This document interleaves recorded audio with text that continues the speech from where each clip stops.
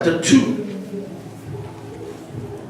verse 1, chapter 2, it says, and it came to pass in the month of Nisan, in the 20th year of Artaxerxes the king, that wine was before him, and I took up the wine and gave it unto the king. Now I have not been before sad in his presence. Wherefore the king said unto me, why is your countenance sad, seeing that you are not sick? This is nothing else but sorrow of heart. And I said unto the king, let the king live forever. Why should not my countenance be sad, when the city, the place of my father's graves, lie waste, and the gates thereof are consumed with fire? Then the king said unto me, for what dost thou make request? So I prayed to the God of heaven, and I said unto the king, if it please the king, and if thy servant hath found favor in thy sight, that thou wilt send me unto Judah, unto the city of my father's graves, that I may build it. And the king said unto me, the queen also sitting with him, for how long shall your journey be, and when wilt thou return? So it pleased the king to send me, and I set him a time. Hallelujah. Amen. I want you to listen to this. People have gone to Jerusalem. You are a Jew. Now you are living in exile. But you have been fortunate. You are living in the king's palace. You are the cup-bearer of the king. This is a privileged position. And you hear good, bad news that things are not happening in your home country. And then you begin to pray. To the point that you are so sad that the king can tell that something is wrong with you. And he asked him why. He said, why would not I be sad when the country I come from, the gates are broken, the walls are broken, my father's graves are lying waste? Why would not I be sad? If you are a slave, and by the grace of God you ended up in a palace, and you are serving the king wine, you are now close to the king. You know, that wine, if you are not trusted, you are not serving it. Because people can poison the king. You have to understand. It's trusted people that serve the king wine. You have to be trusted. And you have to taste it before, just in case the poison will kill you first. Now, this is a privileged position. So among the slaves, he has some position, he has some status. Jerusalem is far. I've lived there for many years now. Most of us will not go down. We will protect our position in the king's palace. We'll be thanking God how God has made a way for us where there is no way. Brought us before the king. The rest, let them look after themselves. Maybe it's because of their sin. That's why he ended up. He saw the prayer he prayed. He said, me and my family and our father said, we are all sinners. He realized that it's because of the grace of God that he ended up in the king's palace. And he realized that he's not in the king's palace just to enjoy. He saw that he was in a privileged position now, that he can use it for the benefit of his people. There are lots of things God gives us here, is to prepare us for a key moment that we can use it for the benefit of people. If you miss that moment, you've wasted your life. We are positioned for key moments, critical moments. If you miss it, that's it. He realized that I'm in a position to do something. So he asked the king permission. And that was also a risk. Because slaves don't, you can't just go and tell the king that you want to go. Where are you going? Where are you going? But you see, God gave him favor. And so when he asked the king said, I will let you go. Just give me a time that you come back. He tells you that his record is very good. That should tell you. The king said, I will release you, but please give me a time. So so that I know that you are going for this land, because I need you back. If you work well where God has placed you, when the right time comes, doors will open. If he wasn't good at his job, you think that the king will allow him? No. He served the king faithfully. Faithfully. And he gave him time. He said, okay, you can go. Not only that, if you read further, he gave him letters that you'll be protected. You'll be given materials, wood and things to build. Everything he needed, the king gave him. But he realized his moment that, oh, this privilege I have is not just so that I can live a comfortable life. Actually, God brought me here so that at this critical time, I can use the influence I have with the king to go and help my people. So everything we have, there is a reason why we got it. You have to be sensitive when the time comes for you to use it for the advancement of the kingdom. Praise the name of the Lord. The apostles, they left their jobs. Peter and his brothers, James and John, they were fishermen. They left their nets. Amen. They sacrificed something to follow Jesus. And following Jesus is not like you come to church on Sunday and Wednesday prayer meeting. No. Following Jesus is 7 days a week. And you are in Galilee, from there you are in Capernaum, you are from there, you are here, you are traveling everywhere. It wasn't an easy life. You leave your wife and children at home and they won't see you for maybe another 3 months or 6 months. Those days traveling is not like you jump on a plane and you go. No, you are walking, you are on horses. It takes months to travel to one place to another. That's the life they led. They had to give up their income to do that. Today we are talking about them. Praise the name of the Lord. And these are normal human beings who were able to know their seasons. And look at people like Moses. Do you see that Moses, God took him first into Pharaoh's palace when he was a baby. He tasted the palace, he tasted the power, tasted the influence. But then he came out of it. Amen. He said at some time it came to his heart that he has been sent to deliver his people. So he went and he said, no, this slavery thing must stop. So when he saw one of the Egyptians beating he intervened. Amen. Of course, he did it in his own strength, so things didn't go well. But at least he realized that his being in the palace was for a reason.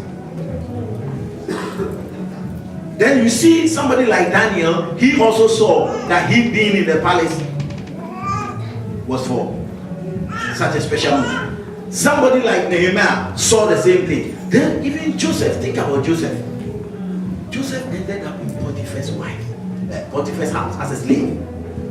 You understand? Now, as a slave, being a slave of Potiphar is a great privilege. Potiphar is not an ordinary man. And then Potiphar's wife says, sleep with me. I'm the madam of the house. I can protect you. I can give you everything. If you have the favor of the madam of the house, you're okay. Nothing will touch you. You are okay. So Joseph could have said, let me establish myself very well. I will establish myself very well. I'll be unmovable and unshakable. Yes, I've got the right connection. Understand? This is the best connection I can get in this house. The devil tempts out of connection. If you connect to this man, if you connect to this woman, you've made it. So we go looking for connection to man. We disconnect from God. Now we are disconnecting to men. Can you introduce me to this man? That's how we live. He said, why should I sin against God? That's what Joseph told Potiphar. Why should I sin against God? The God who protected me from the pit, that I didn't die in the pit. I shouldn't even be here. I should have died in the pit. He brought me here, and not only that, your husband has given me authority over everything in this house apart from you. Don't you think I should be happy with that? You want me to be greedy? I'm happy with the position your husband has given me. Let me stay here. That is why sacrifice is important. Because your human nature is no, get more. Get more. As long as it's available. And that will have been his end. Do you know that it was through Potiphar's wife's false accusation that landed him in prison? And it was that prison that he met the baker and the butler, that they introduced him to Potiphar. Sorry, to Pharaoh. And that is how his destiny was fulfilled. Hallelujah. Amen. Amen. Amen. If he had slept with Potiphar's wife, that would have been the end of his destiny. Because he will have stayed there, never end up in the prison, and he'll be thanking God, oh, God has shown me favor. Look at how comfortable I am in this house. And everything I need, I get. And he thinks it's the best life. But actually, he doesn't know he's cheated himself. That God has something that he should run the country. He shouldn't be running Potiphar's house. But he's happy running Potiphar's house. But actually, the goal of God is to run the country. Sometimes we cheat ourselves. And we think we got what we want. We don't know that we've cheated ourselves. When you live righteous, you see, sacrifice and righteousness pushes you towards your destiny even when you don't know it. One day you wake up and you are there. I say, hey, all these terrible things were bringing me here. It takes you towards that place that God wants you to be. You think you are suffering, you think nothing is, no, it's pushing you in the right direction. And so we see all these people, we begin to see that they were all strategically placed. Now we are in a foreign place, and God gives us opportunities here and there,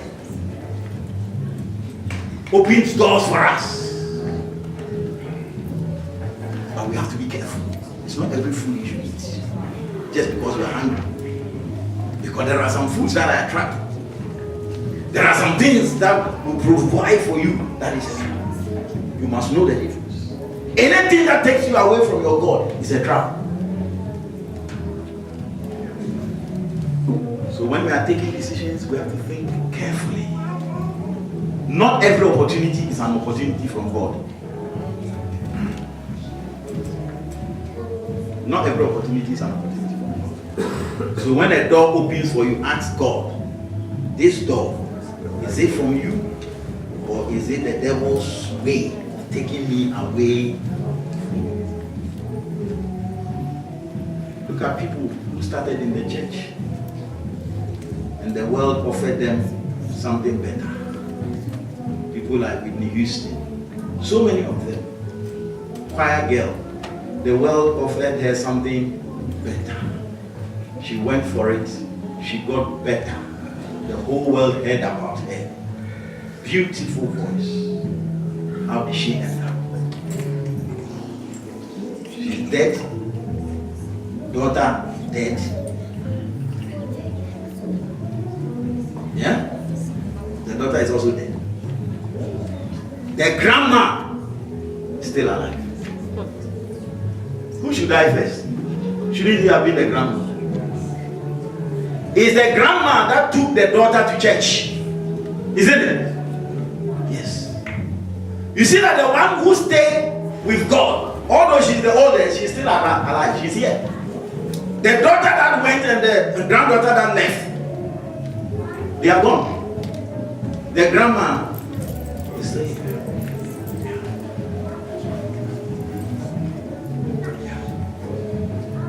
And there are many people like that. Many. The list is long. So when the world offers us something, you must know that this could be a trap. So many people's lives have been destroyed. People who could have been serving the kingdom, their lives have been destroyed because they were trapped with something that they thought was an opportunity. They didn't know it was a trap. So this afternoon, I want you to have the mind that Jesus had. Jesus had a certain mindset. He said we should be partakers of the divine nature. So for us to be partakers of the divine nature, we must think like Jesus thinks, act like Jesus acts, and as we follow that, we naturally become like God. It will come naturally. By living your life like that, you will respond like God. All of a sudden, being a servant becomes appealing. All of a sudden, being humble becomes appealing to you. Amen? Because your master is like that. But in the world, they will tell you, look, you are being soft. Why do you let people walk by you like that? Tell them the peace of your hand. Doesn't mean that, you shouldn't be able to protect yourself. That's what I'm saying. But we have to know that there is power in serving. There is power in humility. That is how Jesus got the name that is above every other name. He didn't get it by being the boss. He got it by being the servant. And now he's the boss of the whole world. Because he said, let's rise on our feet.